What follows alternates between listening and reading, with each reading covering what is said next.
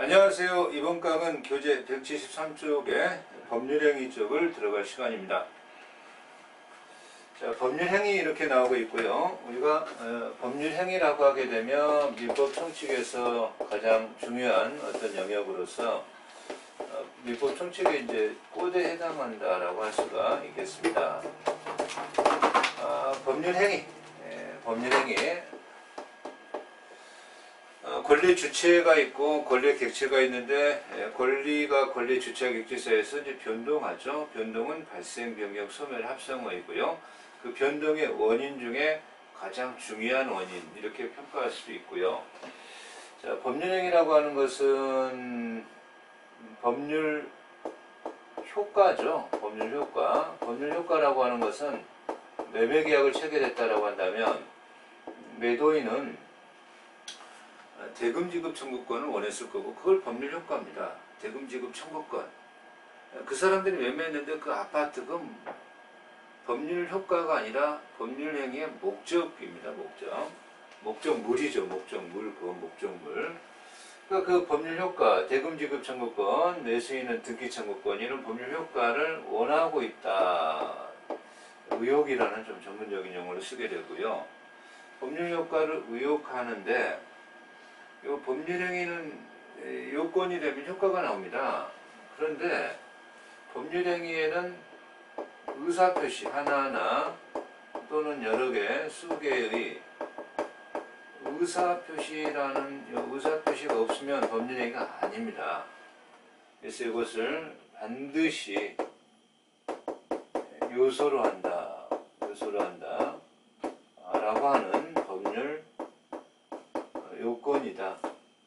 요건 이렇게 표현합니다. 자, 이걸 이제 공부해 나가려고 하는 겁니다. 이걸 공부하기 위해서 이 법률행위 파트가 법률행위의 목적, 민법 총칙의 제5장 제1절 목적, 의사 표시. 자, 그 법률행위를 본인이 반드시 해야 됩니까? 타인이 해도 되는 거 아닙니까? 타인이 했을 때 본인이 해가 오는 거 대리. 자, 법률행위가 유효이면 별 문제가 안 되는데 무효나 취소. 자, 거기에 조건을 붙일 수 있는데 조건기한 부관 이렇게 총 5파트로 되어 있고요. 이걸 진행하고 있는 거고요. 자, 그러면 그 권리 주체와 객체 사이에서 권리가 변동한다라는 표현법이 나오고 있죠. 변동한다. 변동은 세 가지 합성어니까요.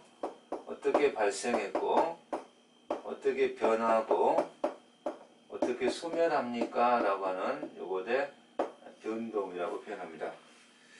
자, 그러면 그 권리 발생을 취득이라고도 동일한 용어죠. 취득. 그런데 이 발생 취득에 두 가지 모습이 있습니다. 전주가 존재하지 않고 전주가 없는 거예요. 전의 주인이 없는 거죠. 전 소유자도 없는 거죠. 그러니까 새로이 취득한 거죠. 그걸 원시 취득이다라고 합니다. 원시 취득. 그래서 이 원시 취득이다라고 하는 것은요, 전 주인이 없기 때문에 전주의 권리 하자를 승계하지 않는 거예요. 근데 매매를 했다, 증여를 했다, 교환을 했다. 그러면 승계했다라고 합니다. 승계, 이어받았다 이런 말이에요. 그러면 전주의 하자를 승계하는 겁니다. 원시 취득에는요, 동산을 무주물을 선점한다든가 산에 가서 토끼 한 마리 잡은 거죠. 무주물 선점. 전철에서 가방 하나 습득했죠. 그 가방을 소유권을 취득하는 법적 절차가 있습니다. 유실물 습득이라고 하고요. 시효 취득, 선의 취득, 인격권, 가족권의 취득, 건물로 인한 신축 건물의 소유권 취득 이런 것들은 원시 취득이에요. 혹시 시험에 나올 수 있고요.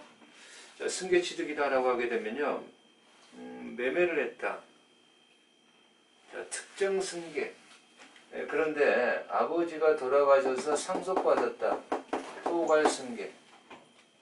자, 포괄하여 유언으로 받았다. 유증. 포괄 승계, 특정 승계, 매매, 증여 교환 이런 거죠. 이렇게 있을 수 있고요. 그죠? 자, 그 인식만 갖고 가시면 될 것 같습니다. 자, 승계에는 이전하는 승계가 있고요. 이전하는 승계가 있고, 이전. 요거는 이전 승계죠. 요 승계는 요 이전 승계. 설정 승계도 있을 수 있습니다. 이 설정이라는 말이 이제 좀 여기서 조금 어려운 말이 표현일 수 있으니까요. 여기에 갑이 아파트가 있습니다. 을에게 2억을 빌렸죠. 2억을 빌렸다라는 것도 금전 소비대차라고 했어요. 채무자가 될 것이고요. 채권자가 될 것입니다. 그랬을 때 당신이 변제에게 변제 안 하면 뭔가를 우선권을 갖게끔 나에게 저당권을 설정해달라. 저당권에 물권적 합의가 있고요. 저당권 등기가 들어가면 이제는 채무자라고 하지 않고 저당권자라고 하는데, 이 저당권이라고 하는 것은 소유권의 사용수익 처분 중에 처분 가치를 제한하며 새로 만들어진 겁니다. 그러니까 이번을 저당권을 만든 사람 또는 제공자, 설정자라는 표현을 쓰는데, 이 설정이라고 하는 요 표현, 그죠? 설정이라는 표현은 이 세상에 뭔가의 권리를 존재를 인정하면서 그것을 제한하면서 만들어지는 거기 때문에 새로 이 저당권이 이 세상에 태어난 것 같지만 원시가 아니라 승계라고 평가를 내립니다. 그래서 저당권의 설정, 지상권의 설정, 승계라고 하는 표현법을 기억하셔야 되겠습니다. 그러면 이제 변동을 한다라고 하는 것 중에서 이러한 주체가 변경 중에 주체가 변경될 수 있고요. 자, 그리고 그 내용이 변경될 수 있고요. 내용의 변경이라고 할 수 있고요. 자, 작용의 변경이라고 할 수가 있습니다. 작용의 변경. 자, 그래서 우리가 처음 공부하실 때 이런 용어들이 참 좀 민법 형식에서 좀 까다로워하시는 용어입니다. 주체의 변경. 주체의 변경은요, 거기에서 나오고 있는데, A가 아파트를 B에게 팔았습니다. 그러면 권리의 승계잖아요. 그죠? 그러면 권리의 승계인데, 그랬을 때 그러한 권리의 승계를, 그죠? 권리 주체의 변경이라고 하는 것은 권리의 승계인데, 자, 이 경우에 있어서 그 권리에 있어서 승계 자체를 상대적 소멸이다, 뭐 이렇게도 표현할 수가 있고요. 자, 그래서 뭐 그 주체의 변경 쪽에서 공유물이라는 게 있습니다. 어떤 필지를 우연히 단순하게 지분의 형태로 갖고 있다가 그 공유물을 이제 분할이 자유롭거든요. 물권법 가게 되면 그 공유물을 분할하게 되면 소유자가 이제 여러 명이 생기니까 그때 공유물의 분할에서 주체수가 변경되면 주체 변경, 이렇게 표현할 수가 있다라고 하는 거고요. 자, 내용의 변경에는 두 가지가 있는데, 내용의 변경의 기억본은 질의 변경입니다. 질의 변경이고요. 그죠? 질의 변경이고, 또 양의 변경, 질과 양, 성질과 수량, 양의 변경, 두 가지가 있습니다. 이 두 가지를 내용 변경이라고 표현하는데, 예컨대 요 질의 변경이라고 하는 표현법은 이제 조금 까다로울 수 있겠죠. A가 농장을 매매 계약을 체결했습니다. B에게. A가 매도인이고 매수인입니다. 그럼 매도인은요, 농장을 매매 계약을 딱 체결하는 그 시점에 팔았잖아요. 선량한 관리자 주임으로 관리하다가 매수인에게 농장을 잔금받고 이전해줄 의무가 있는 겁니다. 그런데 그 의무를 제대로 잘 이행하지 못해가지고 어떻게 화재가 나서 불이 나버렸죠. 그러면 특정물을 넘겨줘야 될 인도할 의무가, 이제는 매수인이 계약을 해지하고 손해배상을 청구하겠다라고 손해배상 청구권으로 이렇게 변질이 일어난다라고 한다면 이것은 질이 바뀐 것이다, 이렇게 평가한다는 거죠. 그래서 우리에게 이제 좀 처음 하시는 분에게 좀 어려운 용어일 수도 있지만, 특정물 인도를 내용으로 하는 채권이 손해배상 채권으로 변한다거나, 그 물상대위라는 용어도 굉장히 좀 어려운 용어인데요. 저당을 설정했습니다. 저당을. 갑하고 아파트에 저당권을 설정했습니다. 저당권자입니다. 저당권자. 저당권 설정자입니다. 근데 이게 불행히 화재가 났습니다. 그럼 저당권 목적물 사라졌으니까 저당권 사라져야 되는데 다행히 이 사람이 화재 보험금에 가입됐더라라고 하는 겁니다. 그러면 이 저당권의 우선 변제적 효력이 화재 보험금에 쫓아가 미치는 현상을 물건의 상태가 바뀌었는데 대신 그 위치에서 누리는 권리를 물상대입, 이것도 성질적 변경이다. 자, 이렇게 표현하고요. 좀 어렵게 나올 때 출제되는 지문들이니까요. 자, 양해 변경이라고 하는 것은 이 제한물권 설정. 그러면 이제 소유권이 있고 제한물권 설정해서 제한물권이 나오니까 양쪽으로 변했다 이렇게 평가하고요. 작용의 변경, 이것은 작용은 효력입니다. 효력. 작용은 앞으로 작용이라는 용어가 나오면 효력이다라는 평가를 하시기 바랍니다. 이 경우에 작용의 변경은 이 경우에 효력의 변경입니다. 그런데 이 갑이 임대인입니다. 임대인. 아파트나 건물 임대인이고요. 빌려준 사람이고요. 을이 빌린 사람, 임차인입니다. 임차인. 자, 임차권은요, 채권입니다. 채권이라는 표현은 특정인에게 주장할 수 있는 겁니다. 나는 임차권자고 당신에게 차임 주고 당신은 나에게 그 물건의 사용식을 약속한 사람입니다. 나 사용식 할 거예요. 근데 이 사람이 소유권을 병에게 이전해 버려요. 그러면 채권이었기 때문에 이 사람에게는 임차권을 주장할 수가 없게 돼 버립니다. 채권의 속성이 그래요. 자, 그래서 이 사람이 나는 당신의 임차권을 승계하지도 않았고요. 보통은 승계특약을 맺습니다. 나가세요라고 하면 쫓겨나게 된단 말이에요. 이걸 방지하기 위하여 임차권을 등기를 하면 채권인데 아주 특별하게 원래 물권을 등기할 수 있지만 채권인 임차권을 등기할 수 있게끔 해놨습니다. 이걸 등기하면 이 사람이 당연 승계하게 돼 있습니다. 임차권을 주장 못하다가 주장할 수 있게 됩니다. 작용이 바뀌었다. 효력이 바뀌었다. 임차권의 등기, 저당권의 순위 승진 이런 표현이 나옵니다. 이것을 작용의 변경 이렇게 표현한다는 얘기입니다. 그러면 이제 우리가 권리 소멸이다. 이 지구상에서 목적물의 멸실로 사라지는 것 절대 소멸. 매도인의 입장에서 토지를 넘겼더니 매도인의 입장에서 사라진 건 상대 소멸 이렇게 표현하게 되겠죠. 그러면 이제 법률 요건이라는 표현이 나오죠. 174페이지에 법률 효과를 발생케 하는 원인. 그것을 형법에서는 구성 요건이라고 하고요. 민법에서는 법률 요건이라고 한다. 권리 변동의 효과를 발생케 하는 원인. 이것을 법률 요건. 그 법률 요건의 하나하나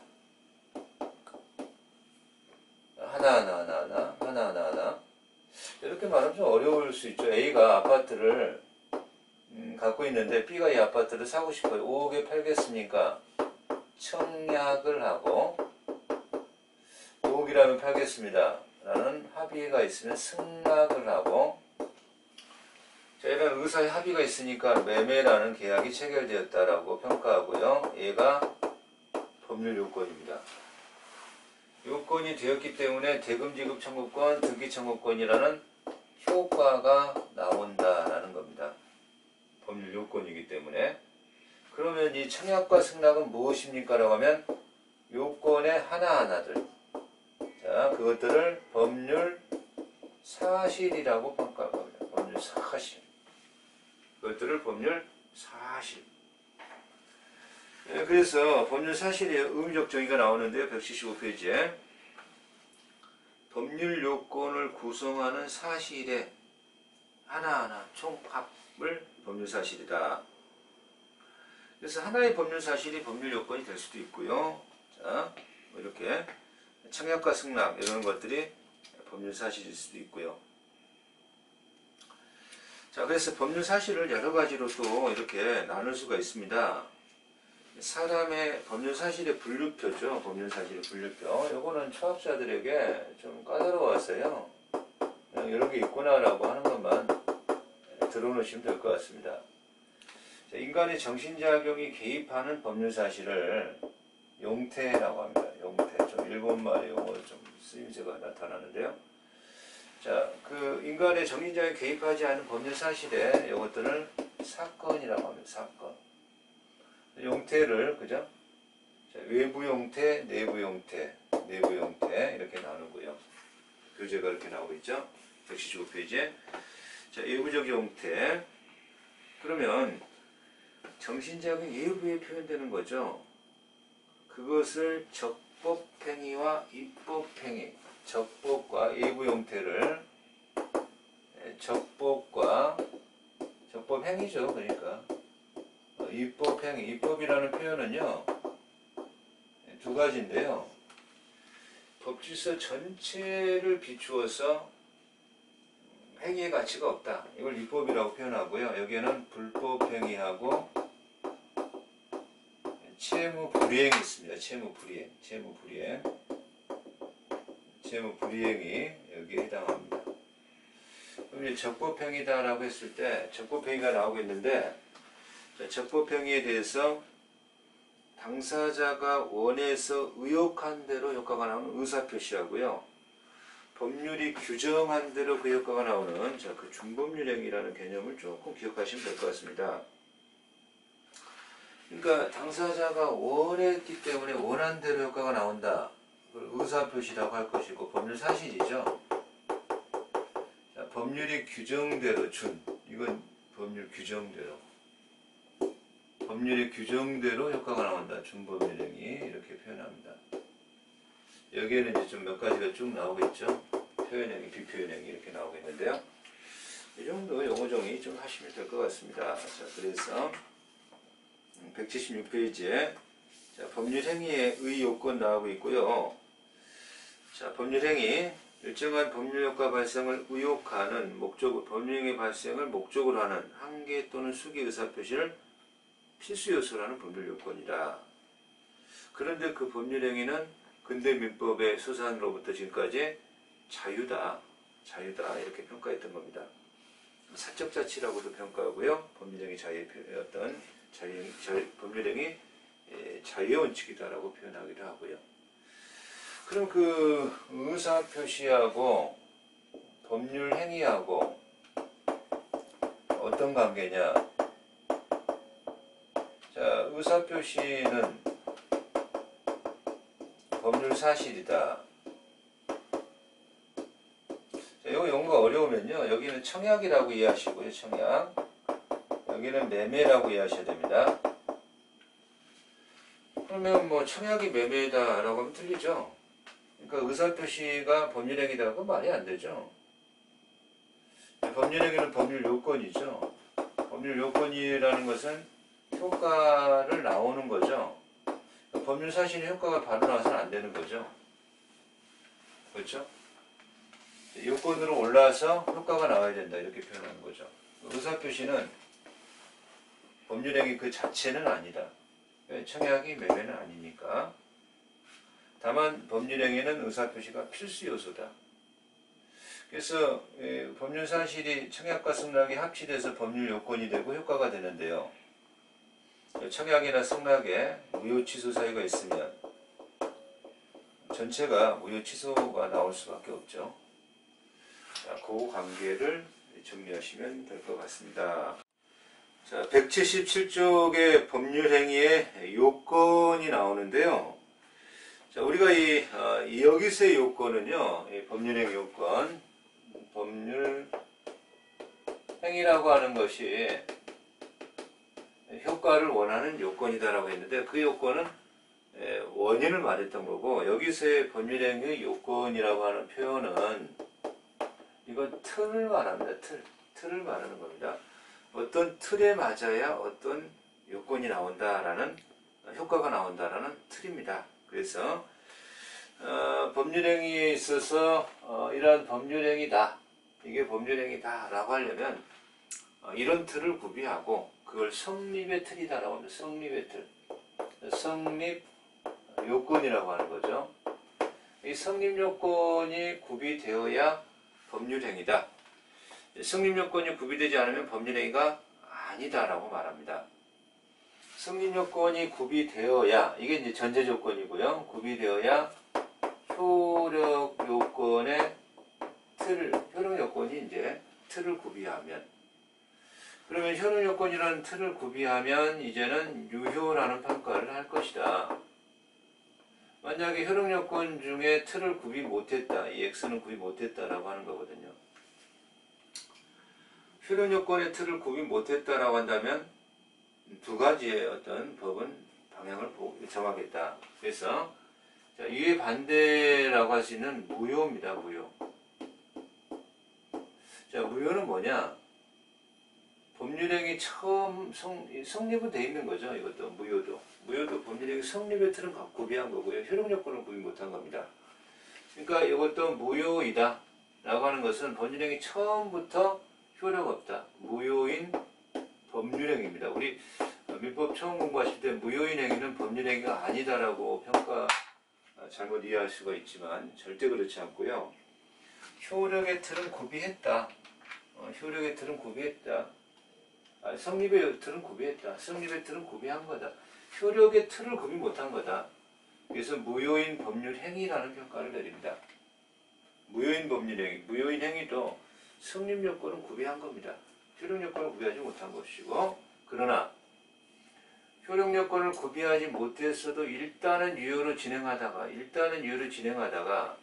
법이 정하는 취소권자가 취소할래요 라는 의사를 기다려서 소급 법률행위 최초의 시점으로 거슬러 올라가서 무효가 되는 이것을 취소라고 합니다. 취소. 굉장히 중요한 영역인데요. 그죠?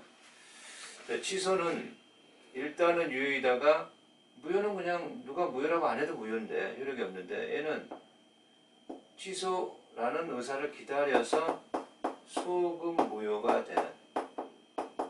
그래서 취소는 취소권을 주장하면 소급 무효, 안 하면 취소권을 주장하면 소급 무효, 취소권을 주장 안 하면 유효로 진행하는 것이에요. 자, 그래서 성립 요건은 뭐냐? 자, 매매를 생각하십시오. 매도인과 매수인, 당사자가 존재해야 되고, 자, 의사표시는 반드시 있어야 되니까 의사표시가 존재해야 되고, 그죠? 그리고 목적입니다. 대금지급 청구권, 등기청구권, 목적도 존재해야 되고, 의사표시 존재해야 되고, 자, 그래서 이것을 당목이라고 외우셔야 됩니다. 존재로 끝납니다. 존재. 그러면 우리가 지금까지 공부했던 당사자가 권리 능력을 구비하고 의사 능력을 구비하고, 권리 능력이 없다, 의사 능력이 없다, 당사자가 무효입니다. 만약에 행위 능력이 없다라고 한다면 취소의 문제입니다. 취소. 여기는 무효의 문제고요. 이렇게 법이 정할 거다. 자, 목적이 앞으로 해나갈 겁니다. 확정할 수 있고, 가능해야 되고, 적법해야 되고, 하나하나 우리가 공부해야 됩니다. 사회 타당성이 구비돼야 된다. 확정할 수 없고, 가능하지 않고, 적법하지 않고, 사회 타당성이 결여되면 이것은 무효로 평가할 거다. 자, 우리 그 민법 총칙에 가장 어려워하시는 영역입니다. 의사표시가 존재하고, 의사표시가 일치해야 되는데 불일치하면 문제가 심각하다. 자, 일치하는 듯 하는데 제3자나 상대방의 위법한 행위 때문에 문제가 있거나 하자 있다. 여기 사기강박이고요. 취소의 문제고요. 불일치는 앞으로 이제 공부해 나갈 겁니다. 자, 그래서 그 돕죠. 117페이지에 성립요건.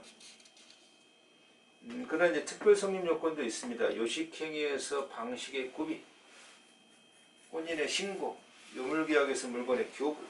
단장 넘어가니까 법률의 효력요건 나옵니다. 효력요건에서 일반적 효력요건, 그죠? 특별 효력요건, 대리권에서 대리권의 존재라든가, 무권대리가 되면 무효가 되거든요. 조건부 법률행위에서 조건이 성취 안 되면 효력이 나올 수가 없는 거거든요. 유언에서 유언자의 사망. 자, 그래서 이런 어떤 논리 구조를 우리가 민법 총칙이라고 얘기하고요. 자, 그러면 법률행위가 이렇게 이제 종류가 다양하게 나오고 있습니다. 법률행위의 종류라고 말할 수가 있는데요. 자, 이러한 법률행위의 종류 중에 의사표시의 수, 그죠? 1번 나오고 있고요. 의사표시의 수에 따른, 자, 또 수에 따른 이러한 분류, 뭐 이게 뭐 가장 중요하고요. 의사표시의 수에 따라서, 그죠? 자, 이렇게 이제 하나가 있습니다. 그걸 단독행위라고 하죠. 하나니까. 단독행위라고 하자. 자, 이건 계약이라고 하죠. 의사표시가 청약과 승낙이 서로 반대 방향으로 흐르다가 서로의 합의가 있는 거다. 반대 의사표시의 합의. 이걸 계약이라고 하자. 반대되는 의사표시의 합의. 자, 이렇게 의사표시의 숫자가 한 방향으로 여러 개 가게 되면 합동행위라고 하자. 사단법인 설립행위. 자, 그런데 단독행위에 상대방이 있는, 대부분 단독행위 상대방이 있는 겁니다. 취소, 해제, 해지, 철회. 근데 상대방이 없다라는 것은 불특정되어 있다는 거죠. 불특정되어 있다. 없는 단독행위. 이제 이것도 좀 기억하셔야 됩니다. 재단법인 설립행위. 재단법인 설립행위. 사단법인 설립행위 합동행위. 자, 그래서 상대방 있는 단독행위 나오고 있고요. 178쪽의 맨 위에 상계는 이제 서로 채권 채무가 얽혀 있으니까 채무 한도 내에서 퉁치자 이런 거고요. 면제는 채무자가 안 갚아도 돼라는 의사표시고요. 취소, 해제, 해지, 철회 이런 각각 의미들이 있고요. 상대방 없는 단독행위는 외우셔야 됩니다. 의사표시가 상대방에게 도달할 필요가 없다는 거예요. 상대방이 불특정되어 있기 때문에, 상대방이 없기 때문에. 상대방이 없다라고 하는 것은요, 불특정된 이런 표현인데, 없는데 어떻게 단독행위인데 도달이 필요하지 않다. 여기 좀 핵심 뭐죠? 자, 그리고 이제 상대방 없는 단독행위 뭐가 있느냐? 유언, 재단법인 설립행위, 소유권 포기. 이거 세 가지, 특히 재단법인 설립, 유언 이거 기억하셔야 되고요. 자, 한계라고 나와 있는데요. 단독행위는 일방적으로 권리를 만들어 버립니다. 그러니까 단독행위를 하려면은 이 경우에 법률의 규정이 있어야 단독행위를 할 수 있다라는 그러한 취지로 갑니다. 계약은 자유인데, 계약은 자유입니다. 그러나 단독행위는 법률에 규정이 있거나 단독행위에 약정이 있을 때, 자, 거기에 밑줄, 그죠? 자, 계약은 청약과 승낙이 서로 대립되는 겁니다. 자, 거기에 합의가 있는 겁니다. 계약은 그런 거죠. 그래서 계약은 뭐 14종의 전형적 계약이 있는데요. 유명계약, 전형계약. 근데 최근에 15가지로 늘었습니다. 여행계약이 하나 더 들어가서. 그래서 우리 교재에 14종이라고 되어 있는데 사실 뭐 15종으로 좀 확대가 되는 측면이 있고요. 자, 합동행위입니다. 서로 대립하지 않고 사단법인의 2인 이상이 정관을 작성합니다. 한 방향입니다. 우리 정관 작성 잘해서 사단법인 설립하자. 합동행위는 사단법인 설립행위 하나니까요. 합동행위 그때 서로 대립하지 않고 방향을 같이 하는 2개 이상의 의사표시 합치. 사단법인 설립행위 밑줄. 자, 그래서 상호 청약과 승낙의 계약처럼 대립적인 것이 아니라 공동 목적을 향한 평행적, 구심적, 그죠? 합동행위는 평행적, 구심적. 그래서 계약은 청약이나 승낙의 어느 하나의 의사표시 무효 사유가 있으면 무효입니다. 합동행위는 하나의 무효가 있어도 유효로 진행할 수 있다는 거예요. 그 차이가 있다는 거죠. 자, 의무부담행위가 나옵니다. 의무부담행위. 법률행위의 종류인데요. 그죠? 두 번째. 의무부담행위와 처분행위가 나옵니다. 이 구별점도 상당히 중요한 행위라고 보여집니다. 나머지는 뭐 그렇게 우리 시험하고 관련이 좀 없을 수도 있는데요. 자, A가 아파트를 갖고 있는데 청약과 승낙에 의하여 B에게 팔았다, 매도했고 팔았다, 샀다, 매수다.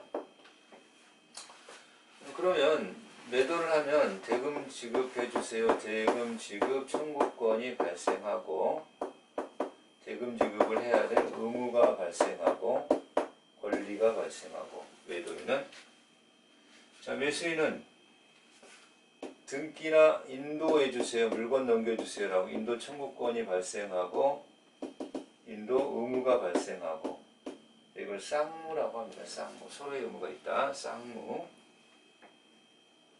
그런데 이러한 매매 계약 자체는요, 그죠? 장차 대금 지급을 해야 될 의무, 인도해야 될 의무, 그죠? 의무 부담행위다 이 말이에요. 의무를 부담하는 행위다. 그래서 의무 부담행위의 채권입니다. 채권행위, 매매, 증여, 계약, 그죠? 임대차. 자, 이것들은 의무를 부담하는 행위입니다. 자, 여기에서 우리 179페이지 채권행위 나오고 있는데 채권행위는 의무부담행위다. 자, 이걸 기억하셔야 되고요. 그 중간쯤에 의무부담행위라고 한다라고 되어 있고요. 따라서 처분권이 필요하지 않습니다. 그 말은 타인의 매매, 권리 매매도 가능하다. 남의 아파트 매매계약 체결하고 권리만 이전시켜주면 되는 겁니다. 그런 표현입니다. 자, 그런데 물권행위 나옵니다. 매매계약 체결했습니다. 중도금, 계약금, 중도금, 잔금 지급일, 잔금 지급일, 잔금 넘겨주고 물건 넘겨주면서 이제는 내가 너에게 물건을 이전한다라는 소유권 이전의 합의. 자, 그게 물권행위입니다. 그 물권행위는 더 이상 앞으로 의무를 부담하지 않습니다. 물권행위는 처분행위입니다. 물권행위는 처분행위입니다. 더 이상의 의무를 부담하지 않는다. 그래서 물권의 발생, 변경, 소멸 효과를 일으키는 법률행위고요. 물권행위에 있으면 더 이상 의무를 부담하지 않는다. 자, 한 장을 넘어가서 180페이지 맨 위에 더 이상의 채무이행의 문제를 남기지 않습니다. 물권행위는 따라서 처분행위의 일종입니다. 그렇죠? 자, 처분권 없는 자의 의무부담행위는 유효입니다. 처분권 없는 자의 물권행위는 무효입니다. 처분행위는 무효입니다. 그런 표현이 나오죠? 물권행위에 있어서 이 경우에 이 채무이행 문제를 남기지 않고요. 물권의 처분권자는 처분권을 가지고 있어야 되고, 자, 없다면 무효다. 준물권행위는 이행의 문제를 남기지 않는데, 이행의 문제를 안 남긴다. 이행의 문제를 안 남긴다. 이게 처분행위죠. 그러면 준물권행위. 그 물권행위는 이행의 문제를 안 남긴다는 거죠. 이행 문제가 없다. 이행 문제를 안 남긴다. 근데 왜 준자를 붙였느냐? 물권행위가 아니라는 거죠. 물거래에 대한 행위가 아니라는 겁니다. 채권의 양도, 채무의 면제, 채권 양도, 채무 면제. 이행의 문제는 더 이상 안 넘기는데 물건에 관한 행위는 아니다. 뭐 지식재산권의 양도 이 정도죠.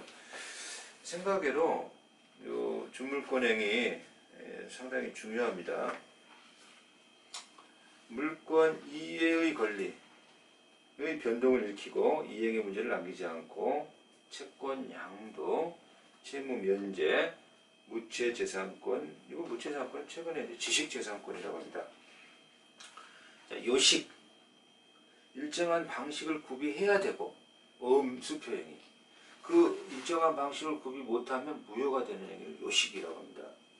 자, 혼인, 협의, 이혼, 인지. 여기는 어음행위, 수표행위를 기억하셔야 되겠죠. 불요식 행위가 법률행위 원칙입니다. 매매, 계약서를 작성해야 됩니까? 아닙니다. 구두계약도 이어 있고요. 자, 출연이라고 하는 것은요, 누군가의 재산이 감소되고 누군가의 재산이 증가되면 출연이라고 합니다. 출연. 누군가의 재산이 감소했지만 누군가의 재산이 증가가 안 되면 이걸 비출현이라고 합니다. 비출현. 대부분 출현인데 비출현 행위도 있다는 얘기입니다. 그래서 비출현 행위라고 하는 표현법. 자, 181쪽에 맨 위에 소유권의 포기. 소유권 포기. 그죠? 소유권 포기. 누구의 재산은 감소했지만 누구의 재산은 증가 안 됐습니다. 대리권의 수여. 이게 부출현행위다, 비출현행위다. 이거 기억하셔야 됩니다. 소유권의 포기. 다음 중 비출현행위 고르세요. 소유권의 포기, 대리권의 수여. 이런 것을 고를 줄 아셔야 됩니다. 유상, 무상, 나머지는 한번 읽어보셔도 되겠고요. 자, 182쪽에 맨 밑에 주된 행위와 종된 행위가 나옵니다. 법률 행위가 유효하게 성립하기 위하여 다른 법률 행위의 존재를 전제로 하는 행위를 종된 행위라고 하고, 그 전제가 되는 행위 자체를 주된 행위라고 하는데, 자, 부부재산 계약, 질권 설정 계약. 자, 혼인을 하게 되면요, 우리나라의 관례가 남녀가 이혼을 하게 되면 재산을 어떻게 분배하겠다, 뭐는 누구 거, 뭐는 누구 거, 이런 걸 계획을 잘 체결하지 않지만, 최근에 신세대들은요, 아니면 어떤 신문에서 외국의 유명 배우들은 혼인을 하면서 부부 재산 계약을 많이 체결하는 경향입니다. 그래서 혼인이 주된 계약이고 부부 재산 계약이 종된 행위고요. 종된 행위고, 자, 질권 설정에 대하여 소비대차 계약이 종된 행위다. 이렇게 기억하시면 될 것 같습니다. 종된 행위는 주된 행위가 무효면 따라서 무효다. 다시 말하면 이것을 법률적 운명을 같이 한다라고 평가할 수 있다는 거죠. 네, 그러면 우리가 이번 시간 법률행위의 종류 정도 공부했고요. 다음 시간에 목적을 진행합니다. 수고하셨습니다.